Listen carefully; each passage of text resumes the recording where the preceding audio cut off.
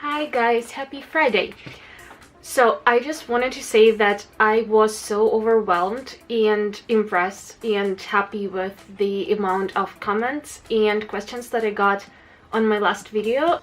I am so thankful to every one of you who left their comments and questions, because I want this channel to be a place where we sort of create this content together, and I don't want to just, sit in front of a camera and talk about the stuff that's only interesting to me. I want to also talk about something that bothers you or interests you as well. So I really appreciate the requests and questions and all of that. Please keep them coming. I promise I will cover everything, like every question that you guys have asked. And I will not do it in any particular order, just what I feel more like talking about today. And today I want to answer the questions of a person whose handle was Sagacious Dude, I think. And he asked some really good questions about my recovery, and I will just go through every question and answer it in as much detail as I can. So there was a really valid point that when you are struggling, like when you are in the middle of this mental health problem or issue, or just when you are depressed and you cannot perceive the world in the way that you would normally do, and you cannot see that there might be something else and something different in the world rather than what is now. And I can understand it so well, and I can relate so much to it, because just a year ago I was so depressed and I was feeling so bad. I was suicidal, and I really didn't believe that anything can change. I just thought that I will be in this living hell forever, and I thought that it's not going to get better. I didn't see it getting better. I didn't believe that there might be something different, and I just wanted to make this video to show you how much things can change in just 1 year, and even less than a year, and to sort of give hope to the people who might be going through the same stuff that I was going through a year ago. Last year I had my mental breakdown, and I talk about it in detail in my other video, which I will link below if you're interested. And I really struggled with like everyday tasks, like eating, like sleeping, taking care of myself. I was constantly just wanting to die because I was in so much pain. And well, to make it clear, I was diagnosed with depression and post-traumatic stress disorder and borderline personality disorder. And I was having a lot of panic attacks. I was self-harming, and I really didn't want to live. I was really lucky to have a huge support system. I had my parents who were extremely supportive, and they still are, and they were extremely lovely. I was super happy to have a very supportive boyfriend who literally saved my life on many occasions, and I had a lot of friends who were there for me when I needed them. So I was really lucky in that sense, and all these people were sort of the reason why I didn't want to take my life, and I didn't really take it to that next level, because I knew that it would hurt them. I honestly didn't understand how someone could love me, and I saw myself as a burden to everyone around me, and I just thought that it would be better for everyone if I didn't exist in the first place. So I really, if there would be a way to just erase my existence from canvas of space and time, I would do that without even hesitating. But I knew that if I killed myself, it would really make the life worse for so many people who really love me and care about me. So I gave myself a year, and I said that, okay, this is really painful, and I cannot imagine living like this my entire life. So I give myself a year, and I will do my best, and I will see if it becomes even a little bit better, then I will continue fighting. And this was the first step in my recovery. So I decided to not do anything rush or, anything on emotions right now. and I decided to give myself exactly 1 year to see if something changes. So the questions that I got asked were, first of all, how did I know that the treatment was working and that I was getting better? To be honest, in the very beginning, my therapist told me that sometimes I would feel worse after our therapy session. So there were some cases when I went to her office totally in control of myself and my emotions, and then I would burst into tears in there just because we were discussing some really uncomfortable stuff. And there were times when I would go and like self-harm after a session, and there were times when I didn't even want to come back there because it was just too painful.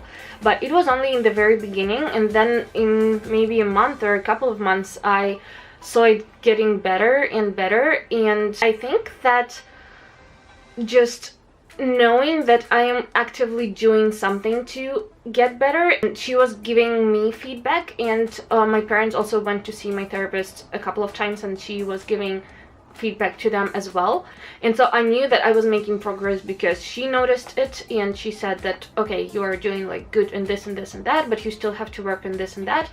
And she was really encouraging, and she made me believe that I can actually recover from what I had, and that I can actually get well and feel good for the rest of my life. So I was just really lucky with my therapist, I guess. And I started feeling that it works maybe after 2 months or so. And also I need to say that I was really scared to take antidepressants and other pills like antipsychotic pills and benzodiazepines, because I have heard a lot about the side effects and stuff. And although I don't think that it is the ultimate, that everyone has to take pills in order to feel better, but sometimes when you feel really, really, really bad, you just need some kind of support for yourself in order to really gain something from therapy. Because if you are too distressed, if your brain chemistry isn't working at all, you will not get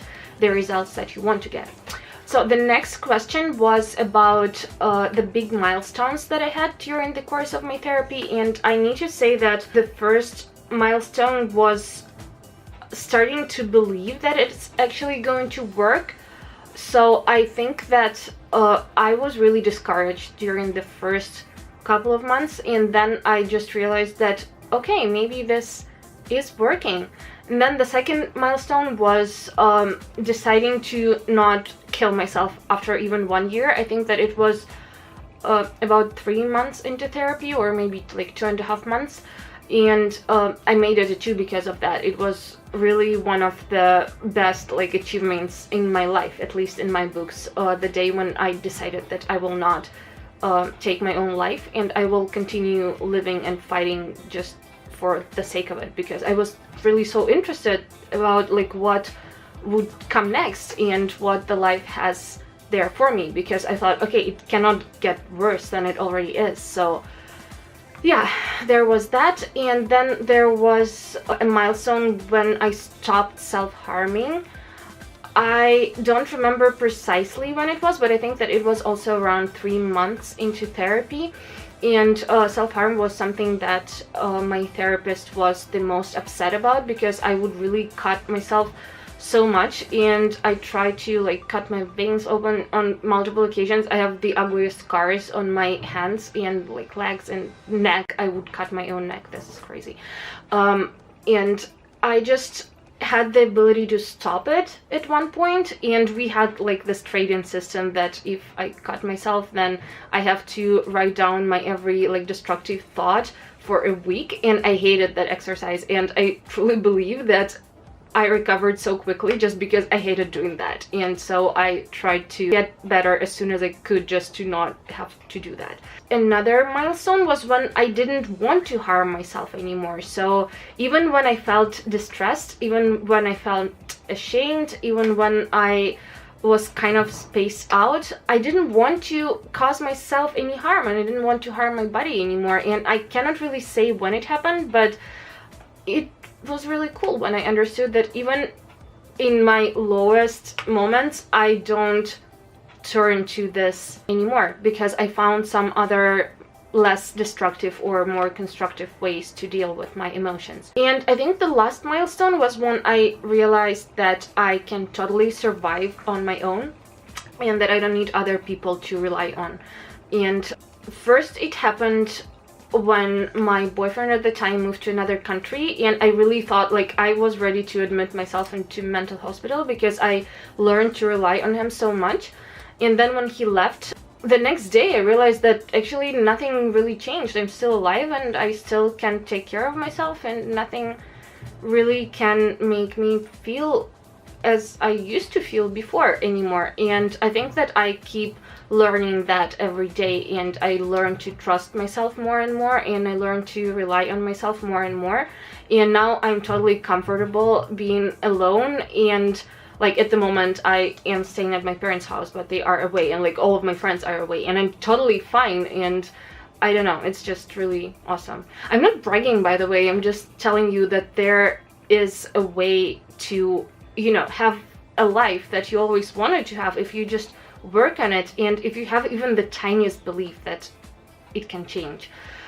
The next question was if I had any major realization during my treatment, and I must say that I had a lot of them, and I will probably not list every single one of them, but the biggest realization I had is that even if something bad happened to you, even if you were stolen like several years of your life, even if life was really unfair to you, you have a choice to either let it define you and be a victim for your entire life and struggle and suffer and make yourself suffer, or you can just, you know, grab your balls together and you can say, yes, my life wasn't perfect.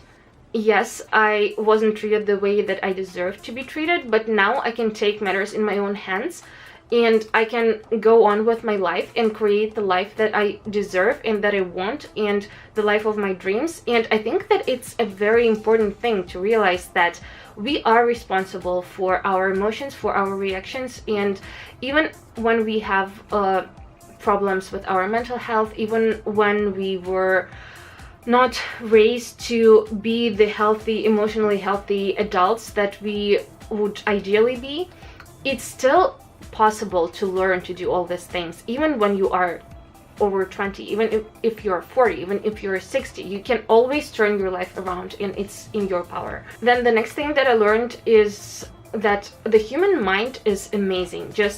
I've read so many books on psychology and psychiatry and borderline personality disorder and PTSD and abuse, and I read every book out there, trust me. And just the mechanisms that our brain has in order to protect ourselves, and just the way that it can recover, and even the chemistry of your brain can change if you work on your like cognitive perceptions and stuff like that. It is amazing. Our brains are so majestic, and just trust me, your brain can do so much more than you think it can. Yeah, I think that these were the two major realizations that I had. Another question was if I noticed any changes in myself then compared to now. And well, what can I say? I'm an entirely different person. So I didn't know who I was before starting therapy. I was living out of fear. I had no self-esteem whatsoever. I couldn't even look at myself in the mirror without wanting to kill myself.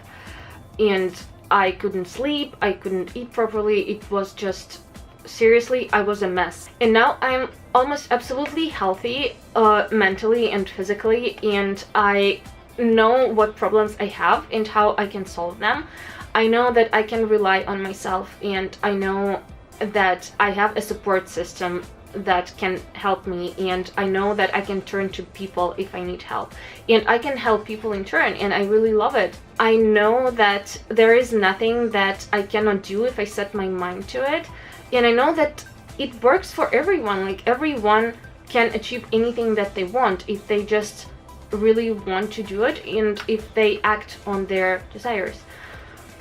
So yeah. And the last question was what I do differently now versus then. And well, as I said, almost everything. So I have learned some dialectical behavioral skills that you need to practice at first, and you need to really put your mind into it, but then it kind of becomes your second nature if you practice it enough. And so you just have way more emotionally healthy habits and way more emotionally healthy reactions to the events that happen around you. Now if I kind of feel sad or emotional or stuff like that, I kind of know where it comes from, so I know how to manage it, and I am in control of my emotions. Yeah, I think that I just have a different life approach and just a different belief system maybe, so I do almost everything differently. I don't even know how to like go into more detail, because then I would have to describe my entire life, and I think that this video is long enough already. So this was all the questions. I'm sorry that this video was so long and like rambly, and I really don't want to come off as like arrogant and showing off like how good I'm doing and stuff, but I just really want to give you guys hope, the people who really need it, the people who need encouragement. I just want to say that I was at the lowest of the low last year, and here I am now, like living my life and being happy. Honestly, I'm not even exaggerating anything. I'm really happy. So it is possible. Anything is possible. I love you so much. Be nice humans, and have a great weekend. Goodbye.